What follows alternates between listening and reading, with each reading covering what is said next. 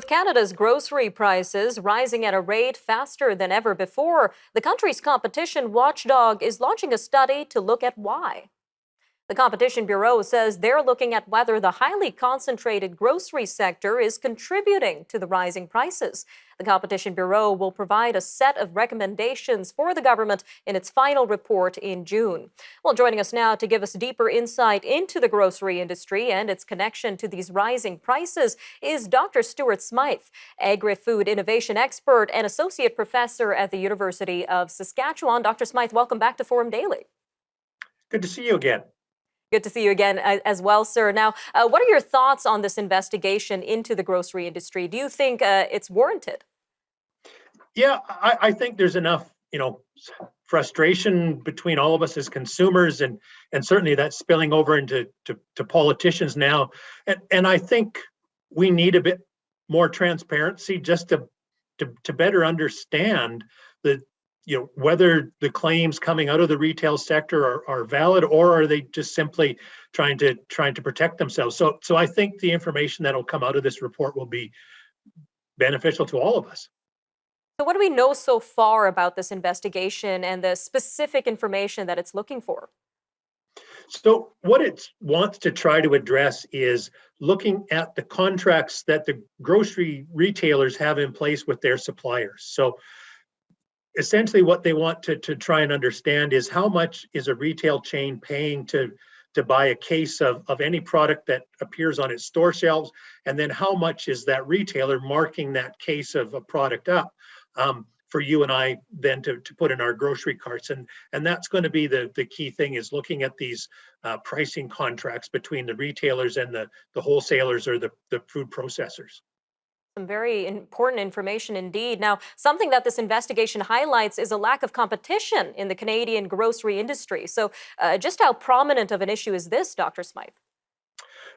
Yeah, quite a bit. I mean, there's a lot of concern about sort of competition in the whole ag sector, and a number of people are complaining that there's really a small number of multinationals that are developing seed, but when you look at the retail space, it's an even smaller number. So there's an awful lot of control about the provision of our groceries being controlled by a very small number of companies. And when you look back at the bread price fixing case from 4 years ago, the research shows that went on for over a decade before it was discovered and really substantiated. So the retail industry certainly doesn't appear in very good light, given that bread price fixing went on for such a long period of time.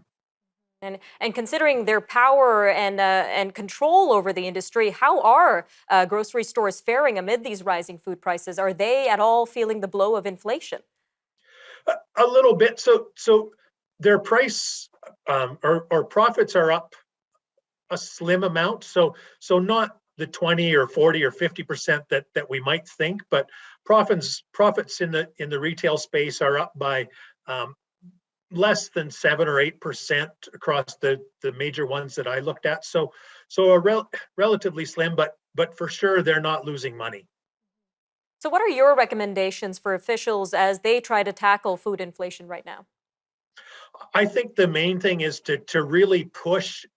I expect the retailers to be quite hesitant and not want to reveal their pricing data or the contracts that they've got with their suppliers. And so I think the committee is really going to have to push the retail sector hard to say, look, if you want to have any credibility with the governments and consumers, you've got to be transparent and provide that data in an anonymous way so that it can be investigated and we can come away with some clarity about what are their pricing strategies. Because right now,